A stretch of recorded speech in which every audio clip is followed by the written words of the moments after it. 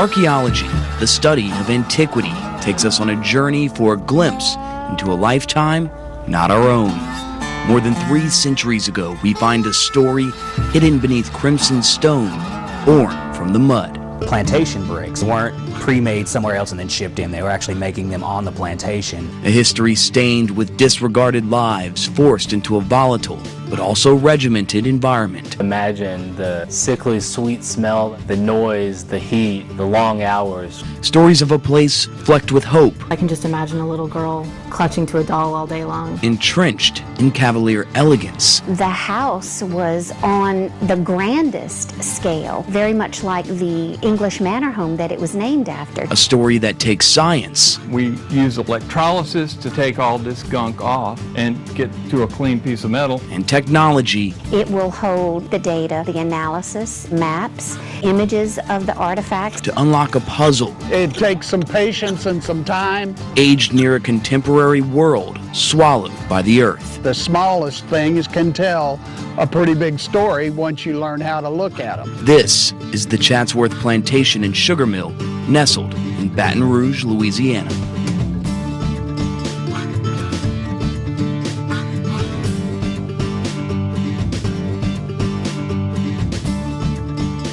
Every plantation had its own sugar house.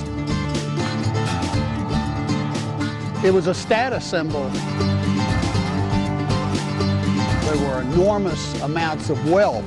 It was the richest agricultural part of the United States before the Civil War because of the sugarcane. Now you find another one of Louisiana's wealthiest institutions sidled up to the wealth of the past, entombed under piles of clay, silt, and grass.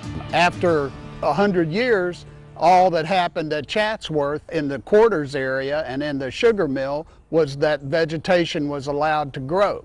So the things that we found were pretty much in the place where they were left. And so that kind of undisturbed context was a real opportunity for us to understand how people lived over 100 years ago in a sugarcane plantation.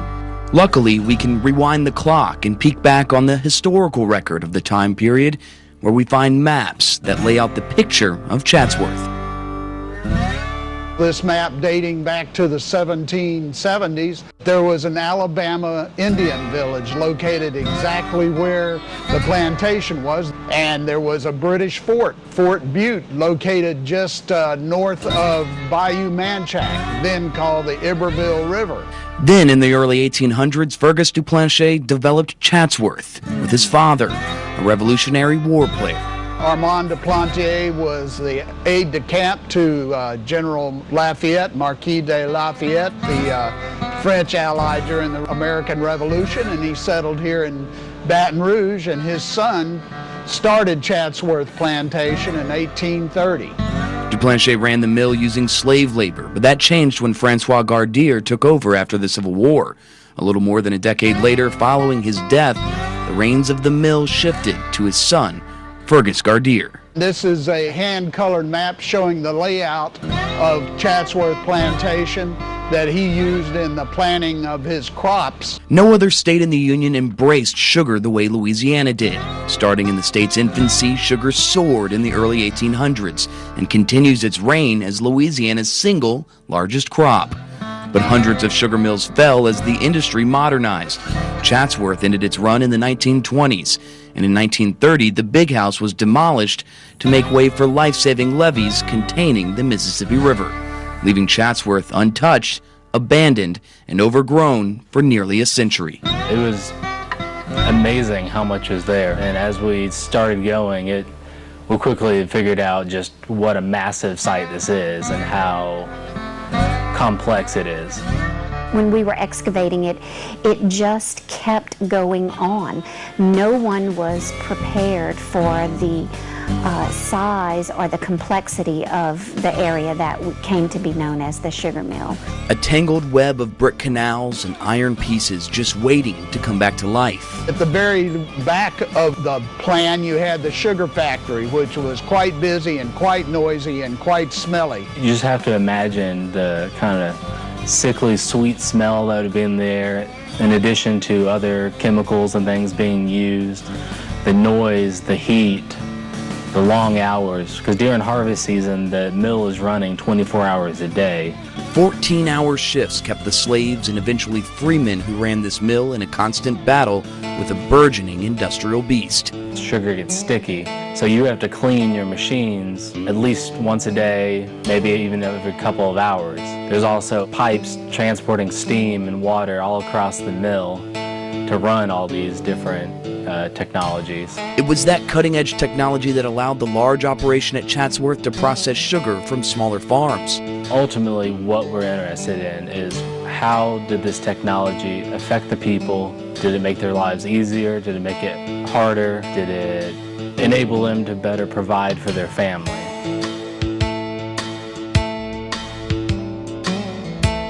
To do that, teams of archaeologists spent months slowly uncovering piece by piece, from the smallest bits of glass to iron sunken into the ground.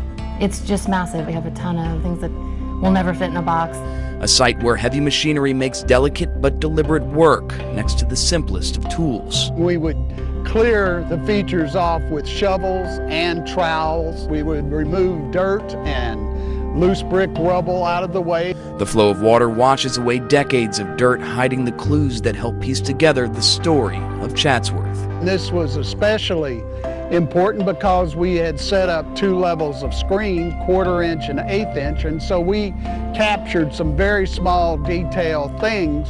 At this workstation, just a few hundred yards from L'Auberge Casino, archaeologists sort the minutiae freshly plucked from the ground, then ship bags of sediment, geological junk, peppered with artifacts to the lab at the Rural Life Museum.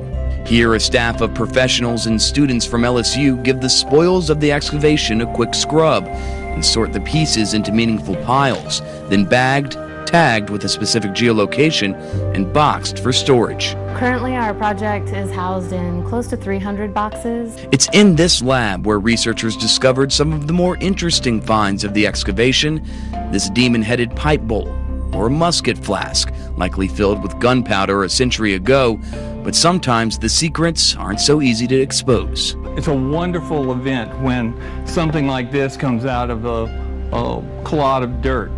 We had no idea what it was. We thought it was a pistol of some kind. It turned out to be a cat pistol. But it's amazing when these things are almost released from this corrosion and mud and dirt, and they become a thing again, an artifact again. To make it an artifact again, archaeologists must borrow some tools better suited in a science lab. Using electrolysis, researchers are able to create a reaction that brings the forgotten scraps back to life. This wheel's been in there about 3 days, and it's ready to come out.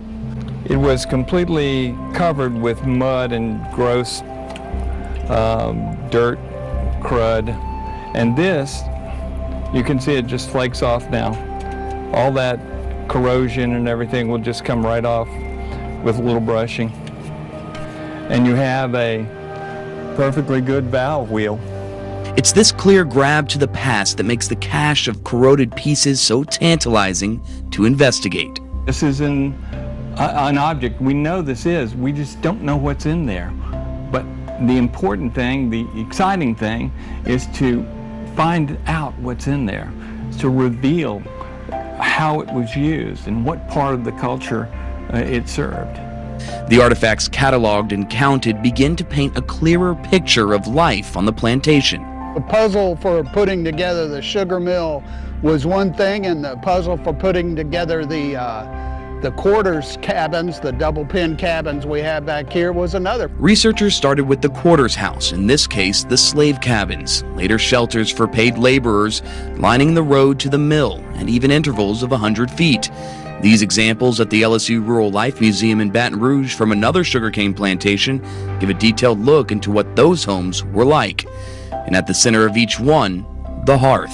It's really important to kind of get into what is going on in these structures, and I think the hearth is really the perfect place to do that. These hearths are going to be the central location of activities in the home place. This is where people would have been cooking their food, where they would have been kind of just sitting around, possibly talking about their day, different activities that are going to go on in these structures. The wooden home, warmed by the hearth and likely filled by families or working men, play host to hundreds of artifacts, often strewn into the fire. One of these parallel hearths has an exceptional amount of artifacts in it, ceramics and glass. And it's also a structure where we found quite a bit of metallic artifacts, farm implements and things. Into the fire or into the trash, it's where most of the artifacts were excavated. Many of the things that people used, they either reused them or repurposed them, as we would say these days, for things, or they just dug trash pits and threw them in there, or they threw them into the privies.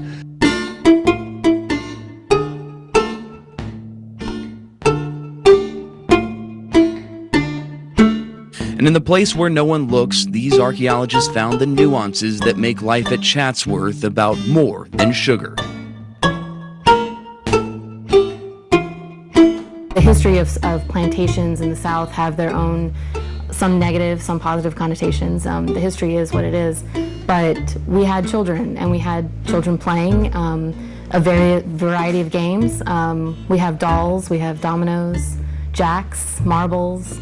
So it really helps paint the picture about, yes, this was a working plantation, but people had their downtime, and kids were still very much part of it. The porcelain doll, its body long dissolved into the earth, but the face still there, as if looking for its original owner. This was someone's personal toy, something probably held very dear to any child, as any child might have a favorite toy. From toys to perfume bottles, buttons, coins, this treasure trove of artifacts all tells a story on its own. But together, that story becomes history.